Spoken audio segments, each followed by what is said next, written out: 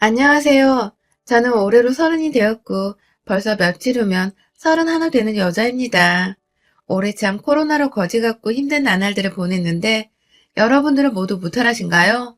저희는 그나마 동네에서 자영업자분들이 오고 가며 사먹는 몇천 원짜리 김밥을 파는 작은 식당을 하는지라 꾸준히 수요가 없었던 것은 아니었지만 코로나로 위생관리한다고 또 바로 옆에 코로나 환자가 다녀간 식당이 생겨난 바람에 한바탕 구청에서 흰 우주복 입은 사람들이 나타났다 떠났고 여러모로 사람들이 위험하다는 인식을 하는 건지 도통 가게 앞을 오고 가지 않아서 매출은 작년에 비해 절반 정도 떨어진 상태입니다.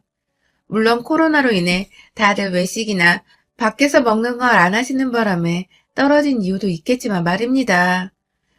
경제 사정이 이렇다 보니 유독 돈에 대한 스트레스를 많이 받았던 것 같아요. 저는 더군다나 아이가 둘이 있는 애엄마니까요. 첫째를 낳았던 4년 전은 장사를 시작하기 전이어서 주기적으로 통장에 들어오는 월급도 있었고 남편의 월급까지 합쳐 나름 여유가 있었습니다. 첫 아이다 보니 사랑이 특별하기도 했고 그래서 우리 아이 임신한 동안에 먹고 싶은 것들은 웬만하면 다 사 먹거나 남편이 사주었던 것 같아요. 아이를 낳고도 어차피 둘째 낳고 셋째 낳으면 물려줘야 하지 않을까 싶어서 중고로 말고 완전히 새 상품으로다가 유모차며 아이한테 필요한 모든 것들을 준비했었죠. 그중에 가장 신경 쓰였던 것은 바로 돌잔치였습니다. 뭐 대단히 성대하게 재벌집 애마냥 돌잔치를 한 것은 당연히 아니고요. 처음엔 정말 생각이 없어서 집에서 간단히 셀프 돌잔치를 하려고 했었는데 저희 시어머니께서 첫 손주인데 이왕 돌잔치를 할 거면 크게 해서 사람들도 초대를 하자고 앞에 나가서 손주한테 덕담 한마디 나눠주는 것까지 해보고 싶다 조르시는 바람에 정말 생각지도 못했던 상황에서 급하게 돌잔치를 열려고 동네에 있는 큰 뷔페를 빌리고 나름 동네에선 성대하게 돌잔치를 열었어요. 아, 느낀 점을 말하자면 돈 많이 깨졌습니다. 무슨 남의 집 손주 보겠다고 돌잔치까지 오실까 했는데 저희 시어머님이 동네 마당발이셨는지 초대를 끝도 없이 하셨어서 급기야 돌잔치 자리가 모자랄 지경에 이르렀어요.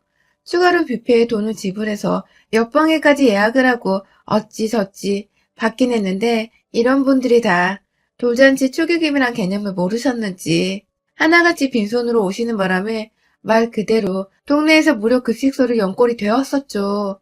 시어머니는 소원대로 본인의 지인들 앞에서 사랑하는 손주를 위한 덕담부터 시작해 몇 번 말하겠다고 마이크를 많이도 잡으셨고 마지막으로 혼자 신이 나셔서 세레나드를 그러니까 트로트 한 곡을 부르시면서 분위기가 완전히 동네 잔치로 변해버린 바람에 여기저기 뒤에서 술 마시고 먹고만 있던 어머님 지인들이 한두 명씩 나와 노래를 하기 시작하셨고 급기야 어머님들 노래를 듣다가 시간이 지나 돌잔치가 급하게 마무리되었습니다.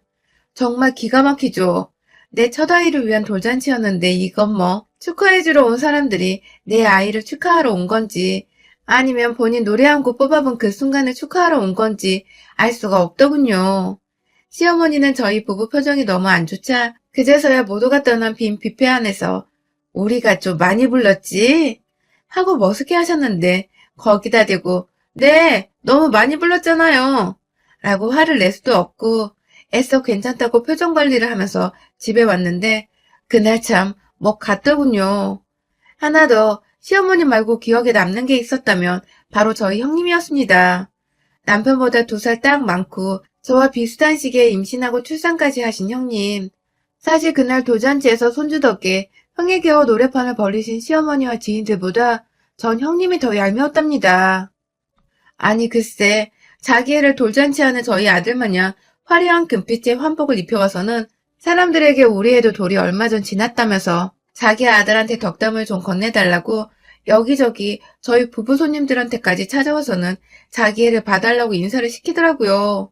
급기야 저희 아들 돌잡이 순서가 끝마치고 그 테이블을 치워놓는데 그걸 자기 남편과 자기 친구들을 데려가서는 그 앞에서 지 아들 돌잡이를 하고 있는 겁니다. 네, 그러니까 다른 말로 하자면 저희 형님은 동생 부부한테 상의 한 번 없이 자기 친구들을 조카 돌잔치에 멋대로 초대를 했고요. 조카가 돌잡이하고 뷔페에 반납할 거 반, 우리 부부가 직접 돈 들여 산 물건들이 반이 그 돌잡이 물품들을 지들 멋대로 잔치 중에 우르르 몰려가 그 앞에서 자기의 돌잡이를 벌렸다는 겁니다.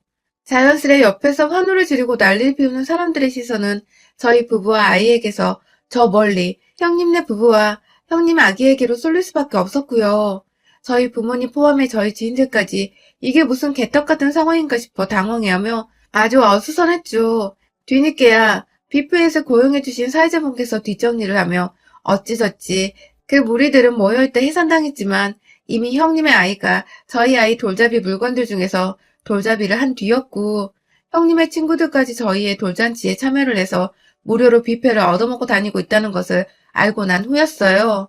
맘 같아서 눈에 가시고 너무 기분이 나빠 당장 쫓아내고 싶었지만 당시 재직 중이던 회사에서도 사람들이 찾아왔었고 여기저기 남편이며 저의 지인들이 있었기 때문에 쉽사리 화를 내는 모습을 보일 수가 없었습니다.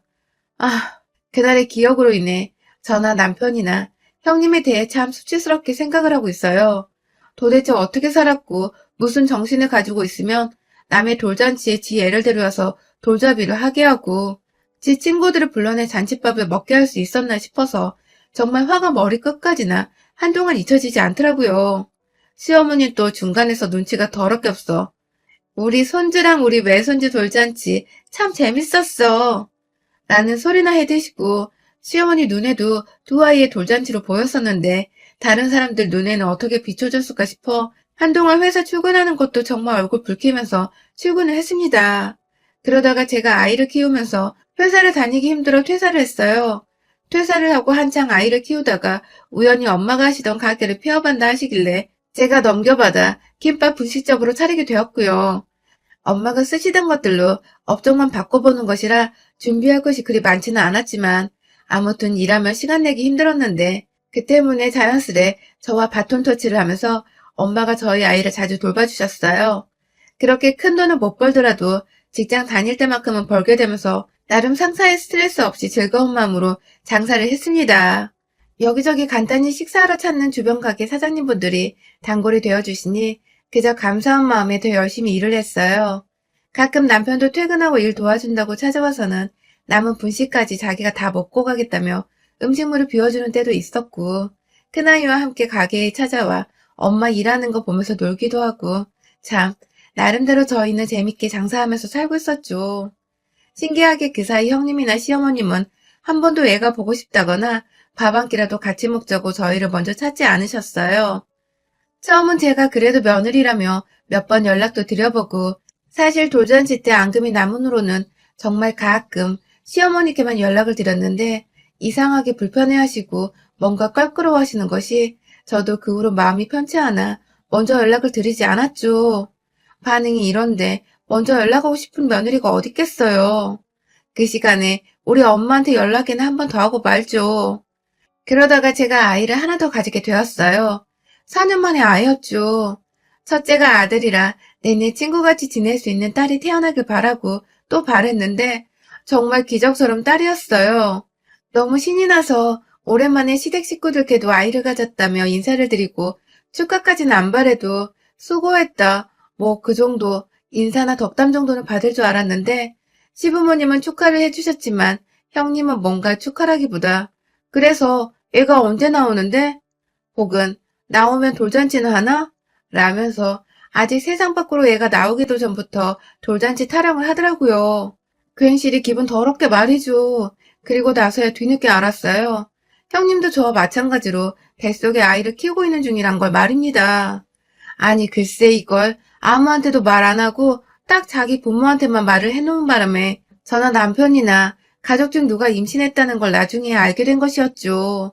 그리 가까운 사이가 아닌 건 맞았지만 내 아이 돌잔치에서 그런 쌍스러운 행동을 저질러 놓고 미안하다거나 부끄러워 면목 없다는 사과 정도도 없이 잠수를 타더니 이젠 하다하다 임신을 한 것까지 저희가 시댁을 통해서 건너 알게 되다니 뭔가 참 시댁 식구란 사람이 뭐 이런가 싶어서 씁쓸했어요. 동시에 왜 하필 그것도 하필 다른 사람도 아닌 형님이랑 4년 만에 또다시 같은 시기에 임신을 하고 출산을 하냐고요.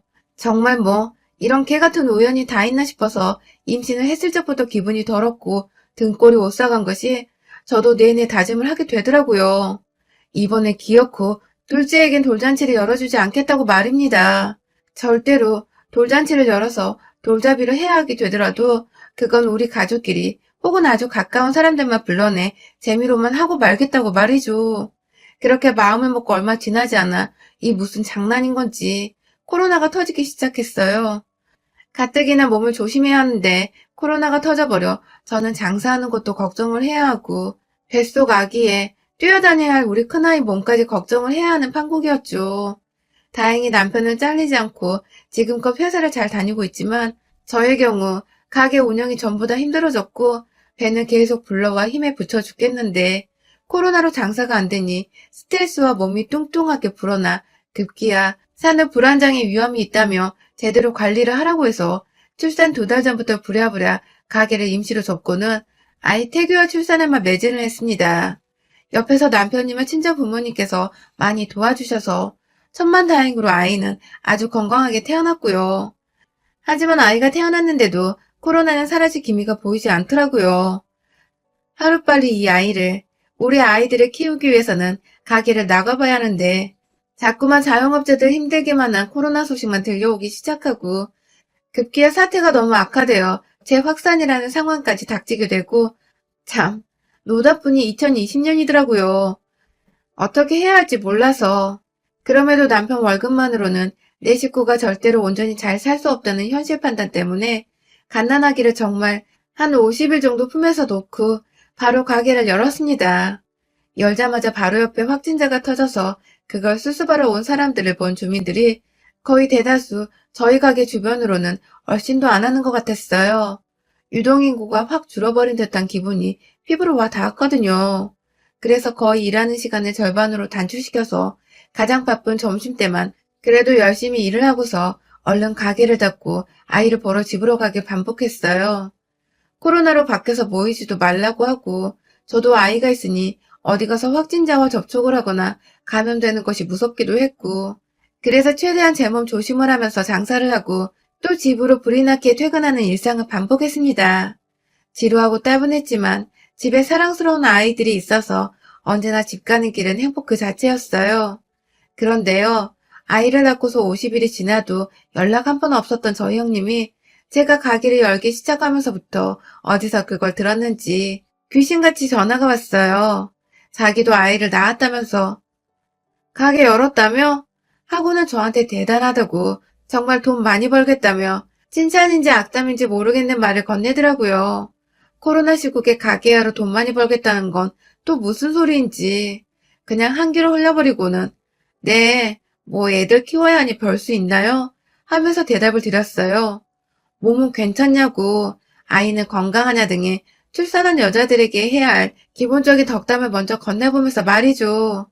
신우이는 뒤늦게 본인도 아차 싶었던 건지 저한테 그러더라고요. 아이도 건강하지? 라고 말이죠.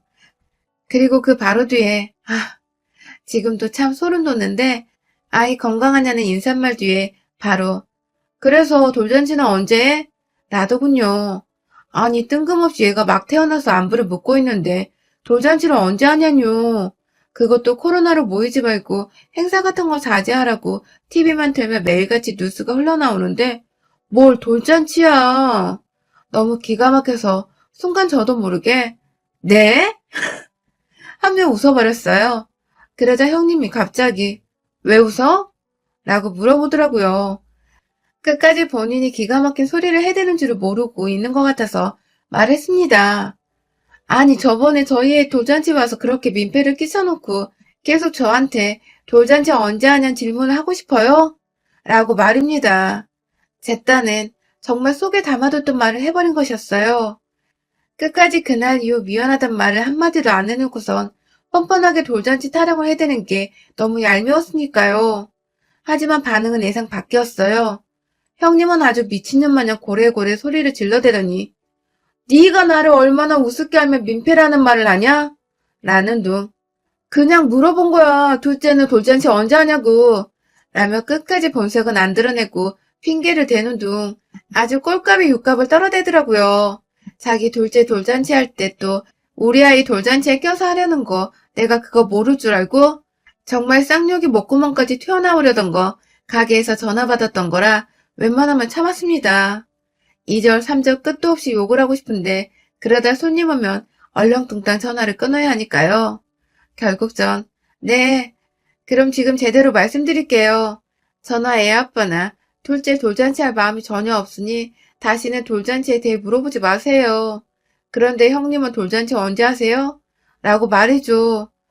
순간 자기의 돌잔치나 안 하는 저의 질문에 당황을 해서는 생각 중이야. 라며 말을 돌리는 형님. 코로나로 시국이 이런데도 돌잔치를 한다고요? 라고 일부러 배로 놀래서는 반문을 하니 아니 얘 돌잔치는 한 번뿐이니까 라며 말을 뭉퉁거리던 형님. 아휴, 그 목소리가 참 한심하고 없어 보여서 바쁘다는 얘기를 하고는 이내 전화를 끊었습니다. 더 말을 주고받을 필요를 못 느꼈거든요.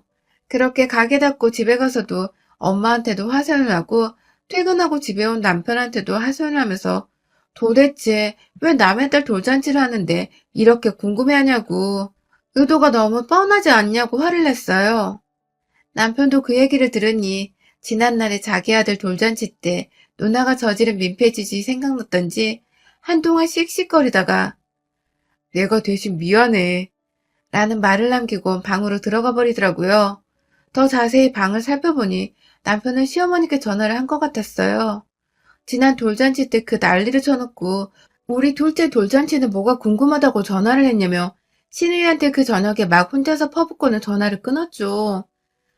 엄마는 집안 분위기 살벌해지니 이제 집에 갈 시간이라며 집을 나섰고 저는 괜히 남편의 박력 있는 모습에 설레기도 하고 저 대신 쓴소리를 제대로 해준 것 같아 고맙기도 했어요. 그리고 한편으론 신우이가 과연 이걸 가만히 듣고만 있을까 싶어서 내일 저한테 다시 연락이 오겠구나 싶어 내심 긴장이 되는 것도 같았고요. 그리고 다음날 친정엄마와 터치를 하고 가게로 출근을 했는데 제 예상이 적중했습니다. 글쎄 4년 만에 그날 돌잔치 이후로 처음 보는 형님께서 저희 가게를 찾아오신 겁니다. 동서 가게 찾아오면 빈손으로 찾아오는 것부터 오자마자 나도 제일 비싼 김밥 하나만 줘 하면서 돈도 안 낼 거면서 맡겨놓은 듯 달라고 하는 형님 태도는 4년 전 돌잔치 하던 그때와 달라진 것이 하나도 없더군요. 남한테 기대서 자기 욕구를 해치우려는 것이 이건 사람 죽이는 기생충보다 더하면 더했지 덜하지 않겠더라고요. 제 감정을 완전히 피말려 죽이려는 듯 했으니까요. 대놓고 가장 기본이 야채김밥 한 줄을 썰어줬습니다. 그러자 형님은 야채밖에 안 없다는 말을 하다 이내 그게 가장 저렴한 김밥인 걸 알아채고는 똥 씹은 표정으로 김밥을 처먹처먹 하더니 여기 오뎅 국물은 없냐? 찍어 먹을 떡볶이 소스를 좀 달라는 등의 주제넘는 주문을 해대면서 절 자꾸만 심부름시켰어요. 그러더니 아예 나 밥 되는 거 먹고 싶은데 뭐 먹을 게 있냐고 물어보길래 주문하시는 거예요? 라고 하자 뭐 남는 음식 없나? 하며 말을 돌리더라고요. 아휴 빈대근성 진짜. 근데요 제 눈치를 보며 김밥부터 처먹던 형님이 갑자기 또 제 둘째 돌잔치 얘기를 꺼내는 겁니다. 뜬금없이 김밥 하나를 집어먹고는 밥알을 굳이 튀기면서까지 뭐 급한 말이라고. 왜 둘째 돌잔치는 안 한다는 거야? 라고 물어보는 겁니다. 제가 그 철판에다가 팔아야 할 떡볶이를 막 만들려고 떡을 들이부었는데 뒤에서 또 돌잔치 타령을 하니 진짜 신물이 나더라고요. 남의 딸 돌잔치 얘기 그만하세요. 라고 말씀을 드리자 어떻게 남의 딸이야 내 조카인데 하면서 조카랑 내 딸도 비슷하게 태어났으니까 이왕이면 돌잔치 할 때 우리 딸도 라고 급기야 자기 본색을 드러내는 형님. 제가 돌잔치 안 한다고 하니까 작전을 바꿔서 아예 자기가 돌잔치 하고 싶으니 같이 하자는 식으로 말을 꺼내기로 했나 보더라고요. 그래서 제가 그럼 돈은 반반 내는 거죠? 라고 물어봤어요. 당연히 가장 먼저 알고 싶은 대목이었고 또 돌잔치를 같이 하자는 말은 당근 돈을 반반씩 부담할 거라는 뜻이라 생각을 했죠. 하지만 형님의 말은 참 가관이었습니다. 듣자 하니까 야 올케 너 진짜 뭘 그런 거 가지고 반반을 해 쪼잔하게 라더군요. 자기 분담 없이 공짜로 돌잔치를 하려는 거지가 돌잔치를 열고 평등하게 반반 부담하자는 평민한테 쪼잔하다니. 정말 미쳐 돌아버리기 딱 직전인 그때 저의 일그러진 표정을 보고서 기분이 나빴던지 형님이 쐐기를 박더군요. 너 요즘 애 낳은 사람들이 돌잔치를 해야지. 안 하고 애 낳은 거 사람들한테 안 보여주면 그거 국샹이야, 국샹. 나라에 보태 만드는 년. 이라고 말입니다. 멀쩡히 장사하려는 남의 가게에 약속도 없이 찾아와서는 고모라는 인간이 한다는 말이 아이 건강하냐, 혹은 아이 얼굴 보고 싶다가 아니라 얘 돌잔치 할 때 같이 하면 좋다는 빈대붙는 말부터 시작해서 돌잔치 안 하겠다는 올케한테 한다는 말이 나라에 보태 만드는 국상이라니 참나. 요즘 코로나 방역이네 뭐로 최근까지 국뽕은 들어봤는데 살다 살다 요즘 같은 불경기에 애를 둘씩이나 낳고 키워보겠다고 출산 후 100일도 안 되어 장사하러 뛰쳐나왔더니 국상이나 소리나 듣고 있고 말이죠. 왜 사나 싶더군요. 그리고 이왕 죽고 싶은 거 저 쌍년을 먼저 뒤져버리게 해놓고 죽어야지 싶더라고요. 철판에 떡볶이를 끓이다 말고 분식집에서 쓰는 대형 거름채를 갖다가 떡볶이 떡을 그대로 건져 올렸어요. 슬슬 뜨뜻해지고 있던 물에 익어서 뜨뜻했던 떡을 거지 같은 년아 하면서 차마 가게 밖에서 난동 부리긴 뭐해서 가게 안에서 처먹고 있던 형님을 그대로 내버려둔 채 거름채 속 떡볶이 떡을 확 던져버렸습니다. 진짜 다다다다닥 하면서 떡에 맞은 형님은 미쳤어? 하면서 피한다고 구석으로 더 들어갔는데 그걸 가만히 놓칠 제가 아니죠. 구석탱이에 있는 형님한테로 지가 먹고 있던 김밥부터 시작해서 제가 장사하겠다고 만들어 놓은 김밥을 옆구리에 칼집 하나만 내선 정말 미친년처럼 발악하며 한 손을 잡고 형님을 향해 매질하기 시작했어요. 한 번 때릴 때마다 옆구리가 터져서는 안에 있는 내용물이 떨어졌는데 마지막에 제 손에 쌀알이 완전히 떡이 되어버릴 때까지 정말 쉬지도 않고 김밥 5줄 넘게 그렇게 회초리로 때리는 마냥 형님의 면상을 향해 패줬습니다. 우리 형님 마땅히 씻을 곳도 없는데 저한테 냄새나는 김밥으로 처맞기만 하고는 겁에 질려 막 주랭난 척 가게를 나가더라고요. 정말 순식간에 뒷모습이 안 보였을 정도로 뛰쳐 도망간 바람에 신발 한 짝이 저희 가게 바로 앞에 덩그러니 남겨져 있더군요. 아유, 말이라도 좀 곱게 염치라도 있어야지. 돈이라도 좀 내고 돌잔치를 같이 하자 뭐 하자 했으면 제가 오죽 친절히 대응했을까요.